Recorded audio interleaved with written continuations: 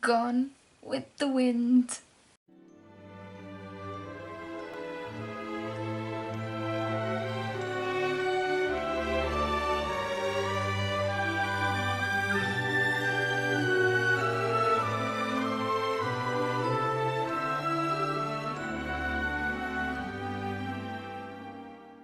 Este é mais um 2 em 1, especial Kids R Us. O Kids R Us foi prolongado mais um mês até o fim de julho, porque eu e as meninas não temos tido muito tempo para ler por múltiplas razões que não vêm ao caso. O que interessa é que o Kids R Us foi prolongado. Yay! Daí o meu giveaway só terminar a 5 de julho. Não se esqueçam de participar. E sim, eu não tenho publicado há algum tempo, mas eu tenho estado um bocadinho xoxa e a trabalhar muito, o que no nosso país é muito bom. E sim, fiz uma makeover, porque estava a chegar o verão e era a altura certa para isso. Mas hoje é dia de Liesl and Poe, de Lauren Oliver, e The Slipper and the Spindler, de Neil Gaiman. Liesl and Poe é uma história infanto-juvenil e tem esta edição linda em hardcover com um padrão no interior e várias ilustrações alusivas à história. Ao longo de todo o livro, podem ver este livro com maior pormenor no último Beautiful Books. Ele marca presença lá. Eu não sabia nada sobre este livro quando eu comprei, só tinha lido a sinopse. Eu comprei-o no Awesome Books, que é um site de livros usados, e houve algo que me atraiu para ele, não só as ilustrações que são lindíssimas, de Kay Acedera, mas a história, principalmente pela frase principal da sinopse que diz: On the third night after her father died, Liesl saw the ghost. E eu, claramente, tinha de o ter. Não me arrependi em nada, além de ser uma edição muito bonita e ter vindo em bom estado. Há ainda uma outra edição maravilhosa. É o primeiro livro que eu leio desta escritora e traz-nos a história de Liesl, obviamente, que é uma menina que vive fechada no sótão pela sua madrasta má. Não percebo porque é que as madrastas têm de ser sempre más, mas nesta história é. E na terceira noite, após a morte do pai, o pai estava há muito tempo doente e nunca deixaram Liesl vê-lo. No meio da penumbra surge Poe e Bundle.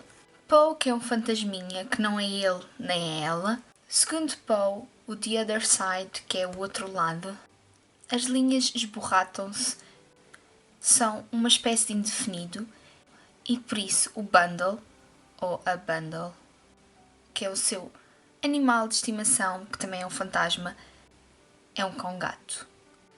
E faz Moark, que é uma conjugação de miau com off do cão. O Bundle é muito, muito ternurento e muito engraçado, é uma das minhas personagens favoritas. Paralelamente à história de Liesl, temos a história de William, ou Will, que trabalha para um alquimista terrível, que trata muito, muito mal o pobre Will. E o Will, por um acaso do destino, acaba por trocar uma caixa com a magia mais poderosa do mundo pela caixa das cinzas do pai da Liesl.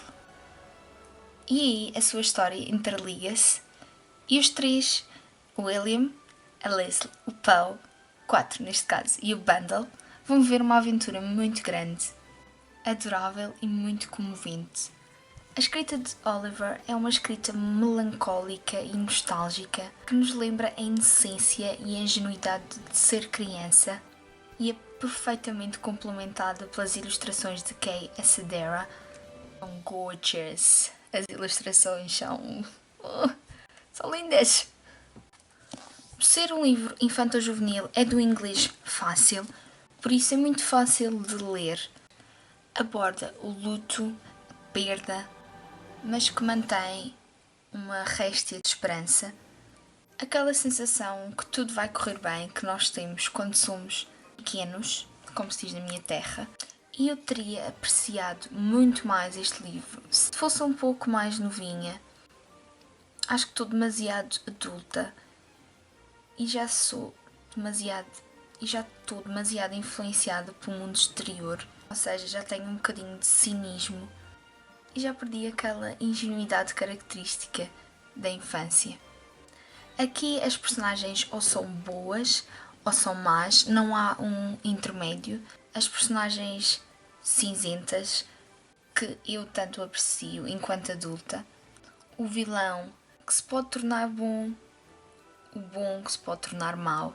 Aqui é muito preto no branco, como uma história infantil deve ser, para adoçar a mente dos mais novos com magia. E este livro falo muito bem e tenho a certeza que se fosse um pouco mais nova ia gostar muito, muito mais. Eu dei-lhe 4 estrelas no Goodreads, se não estou em erro, e também fiz uma opinião escrita, eu vou deixar o link em baixo. Goodbye! O segundo livro de que vou-vos falar hoje é igualmente maravilhoso a nível de ilustrações e de edição. O The Stippler and the Spindler, de Neil Gaiman, com ilustrações de Chris Riddell. Foi uma prenda da Neusa nos anos e era um livro que eu perseguia insistentemente no Book Depository. O Neil Gaiman é um dos meus autores favoritos, como já devem estar fartos de saber. E esta edição da Bloomsbury é fantabulástica. Primeiro temos esta capa em espécie de papel de manteiga, que ao retirarmos vemos a Bela adormecida. Atrás temos uma caveira e o mesmo formato de sobrecapa. Ao abrirmos temos um mapa e temos ilustrações a preto, branco e dourado. A ilustração mais famosa e a que vocês vão encontrar muito mais facilmente no Google é esta, e que induz em erro, porque após uma imagem destas, qualquer uma pessoa pensaria que este livro contém conteúdo lésbico ou homossexual. Não é bem o caso. Envolve um twist, um mashup da história tradicional da Branca de Neve e da Bela Adormecida. Mas aqui não há príncipes encantados. A Branca de Neve é que tem de lutar pelo seu destino e para salvar o seu reino. Nesta história, a Branca de Neve já não é uma princesa, é rainha, e os fiéis anões são os seus escudeiros. A escrita de Neil Gaiman é muito poética e ao mesmo tempo alude aos clássicos da Disney, pelo menos a mim me fez lembrar os clássicos da Disney, o que é estranho, porque esta história não tem nada a ver com o tradicional da Disney. Lê-se em pouco mais de meia hora. Mais uma vez, as ilustrações são fantásticas, maravilhosas, todos os adjetivos que existem no dicionário que queiram dizer belas, e são perfeitas para o texto.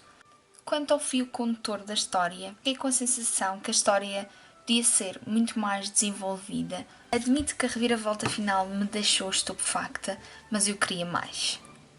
E o final foi um bocadinho meh. Termo científico. Não sei se terá sequela, porque é um final em aberto e é meh, ou se vai ficar assim para sempre meh. No entanto, é um livro que eu vou guardar religiosamente na minha estante, porque foi dado por uma das minhas melhores amigas e porque é magnífico. E eu sou fútil em relação a livros. E se eu continuo a fazer festinhas, ele vai perder a cor. Ele receberá 4 estrelas no Goodreads, mas não tanto pela história em si, mas mais pela edição maravilhosa que tem e pelas ilustrações.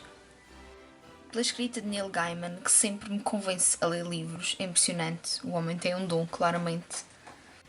Resumindo, estes foram os primeiros livros que eu li para o projeto Kids Are Us, logo no início do mês de junho.